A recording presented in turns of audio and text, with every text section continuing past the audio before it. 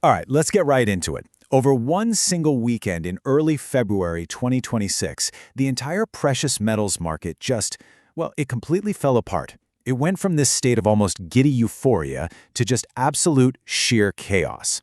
This was a liquidation event so fast, so violent, it left just about everyone staring at their screens wondering, what on earth just happened? So today we're going to break down that crash and give you a framework for how to handle what comes next.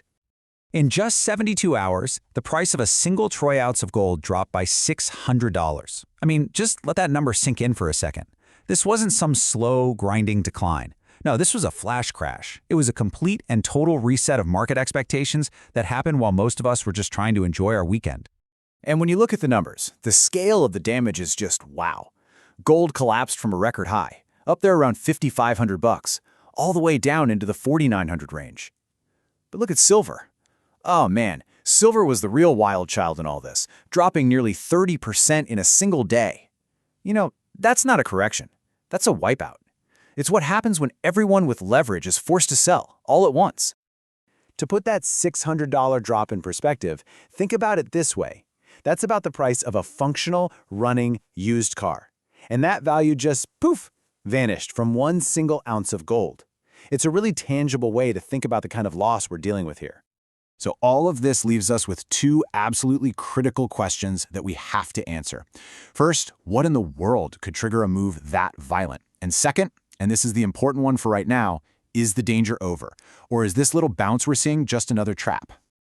To really get what happened, you have to understand the rally that came before the crash. Because this whole thing, from top to bottom, was a textbook example of something called a positioning shock. See, in the weeks leading up to this, gold was on an absolute tear. It had surged over 20%. But, and this is key, it wasn't rallying because of inflation or what the central banks were doing. Nope, it was a pure fear trade.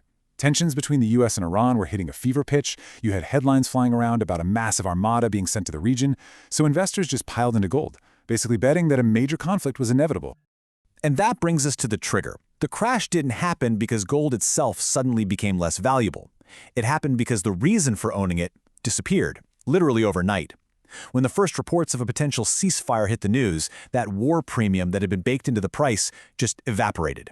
Instantly. This is what we mean by a positioning shock. The trade became way too crowded. Everybody was on the same side of the boat, betting on war. So when the story flipped to peace, everyone, and I mean everyone, from the biggest hedge funds to the smallest retail traders, sprinted for the exit at the exact same moment. The problem was, there was nobody on the other side to buy, and the result was a complete price collapse.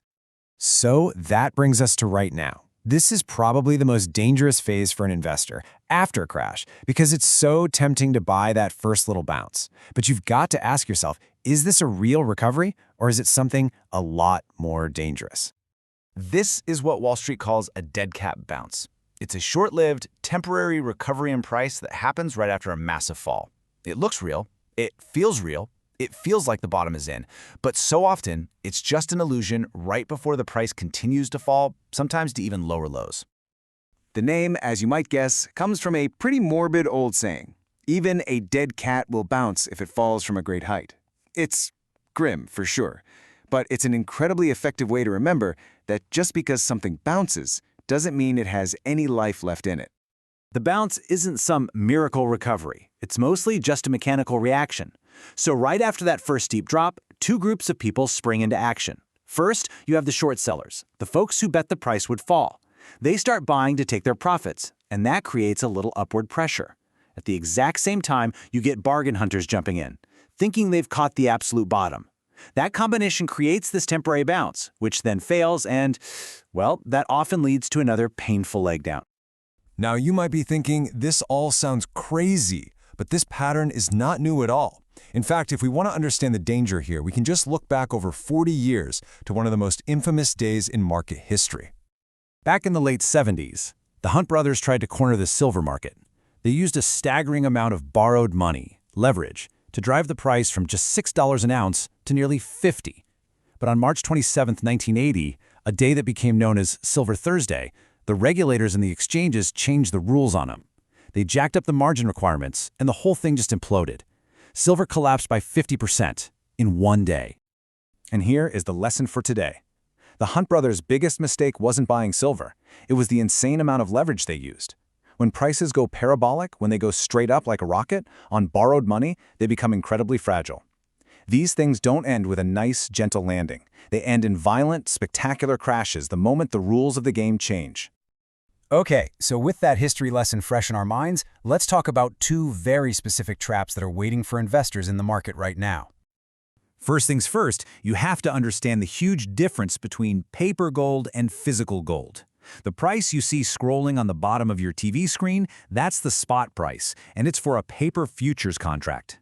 The street price is what you actually pay a dealer for a physical coin, and that always includes a premium. Now, during a panic, these two prices can get totally out of whack.